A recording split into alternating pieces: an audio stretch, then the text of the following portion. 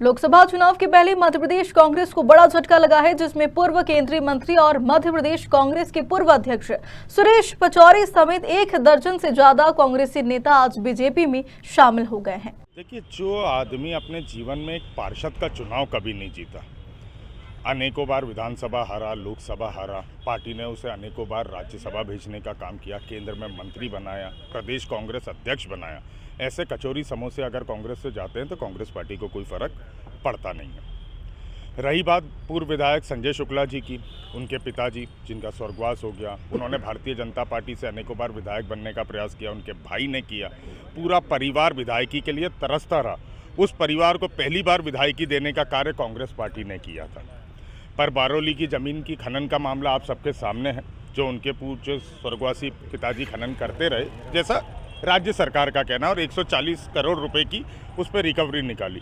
तो मैं मोहन यादव जी से पूछना चाहता हूं कि आप संजय शुक्ला जी का भारतीय जनता पार्टी में शामिल होने के बाद वो 140 करोड़ की रिकवरी नहीं होगी?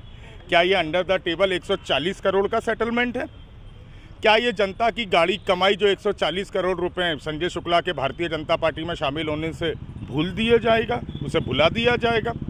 और रही बात विशाल पटेल जी की, तो भारतीय हमारा गांव है बिचौली मर्दाना, वो बहुत अच्छे से समझता था इनको। पहले इनको छोटे पटेल कहा जाता था, बड़े पटेल वहाँ पे रामेश्वर पटेल साहब का परिवार रहा, सत्यनारायण पटेल जी सिंधिया जी से जुड़े रहे, पर उन्होंने पार्टी की विचारधारा को महत्व दिया जब सिंधिया जी पार्टी छोड़ के गए, तो छोटा पटेल खोटा साबित हुआ है। विशाल पटेल जी कल तक प्रत्याशी की दौड़ में थे कांग्रेस की ओर से, रातों रात उन्होंने भाजपा ज्वाइन कर ली। देखिए, विगत पिछले 5 सालों से जब कमलनाथ जी मुख्यमंत्री रहे, प्रदेश कांग्रेस अध्यक्ष रहे, हम विपक्ष में रहे, संजय शुक्ला और विशाल पटेल ने ही इंदौर में कांग्रेस चलाने का कार्य किया, कमलनाथ जी की गाड़ी से लेकर कांग्रेस चलाने का काम किया। ऐसे लोग जिन्होंने खादी के नीचे खाकी पहन रखी है, उनके कारण ही हम 2023 में सरकार बनाने में असफल हुए। कमलनाथ जी को भ्रमित करने का कार्य इन सब लोगों ने किया, इसी के कारण हम सरकार नहीं बना पाए। अच्छा है, इनकी खाकी का रंग हमको नज़र आ गया है, जो इन्होंने खादी के नीचे छुपा रखा था। अब लड़ाई ज़्यादा आसान होगी। सर, क्या लगता है, कहाँ कमी देख रहे हैं आप इंदौर में? अब लगातार झटके एक के बाद एक लग रहा है मध्य प्रदेश में, कहाँ कमी देखते हैं आप प्रवक्ता होने के नाते इंदौर? देखिए, आप सबको भी विदित है कि 2023 में कांग्रेस की सरकार मध्य प्रदेश में बनती हुई दिख रही थी। मैंने पहले भी कहा, यही वो लोग हैं जिन्होंने खादी के नीचे खाकी पहन रखा था और कांग्रेस को कमजोर करके प्रदेश में भाजपा की सरकार बनाई।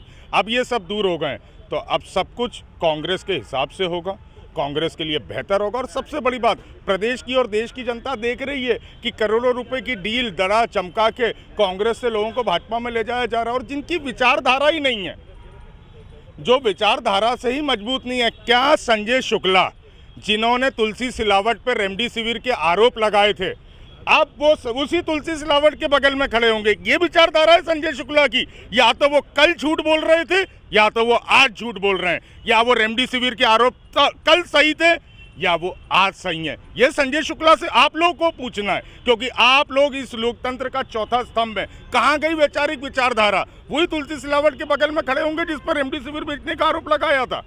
अब क्या माना जाए, संजय शुक्ला यहाँ से प्रत्याशी हो सकते हैं? ये तो भारतीय जनता पार्टी को तय करना है, और भारतीय जनता पार्टी के उस दरी बिछाने वाले कार्यकर्ता को तय करना है। मैं तो इतना कहना चाहता हूं कि भारतीय जनता पार्टी के प्रदेश कार्यालय में एक कांग्रेस के लिए उप कार्यालय और खोल दिया जाए, कि जो लोग कांग्रेस से निकले वहां बैठे, क्योंकि जो ओरिजिनल दरी बिछाने वाला है उसका तो अब भारतीय जनता पार्टी में कुछ होने वाला है नहीं।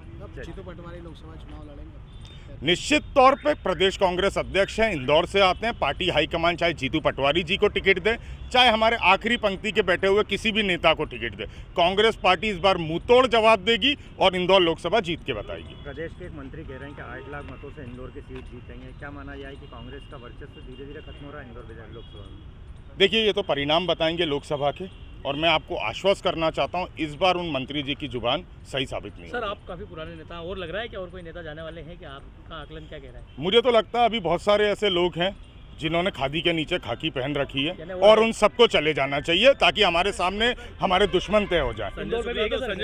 मैं ये नहीं जानता इंदौर में है, प्रदेश में है, देश में, पर मैं ये मान के चल रहा हूँ कि कांग्रेस की विचारधारा को इन्हीं लोगों ने कमजोर किया जिन्होंने खादी के नीचे खाकी पहनी है। कांग्रेस की विचारधारा मजबूत होगी इन लोगों के जाने से। तो कह रहे राम का अपमान हुआ, तो इसलिए मैं राम के साथ चला गया। देखिए, आप कहने को तो बहुत कुछ कह सकते हैं, बहुत सारी बातें कह सकते हैं। ये भी हम सबको विदित है कि ट्राई तो वो बहुत दिनों से कर रहे थे, एक ट्राई फेल हो गया था, तो कचौरी के साथ में वो ट्राई को उन्होंने सक्सेसफुल बनाया।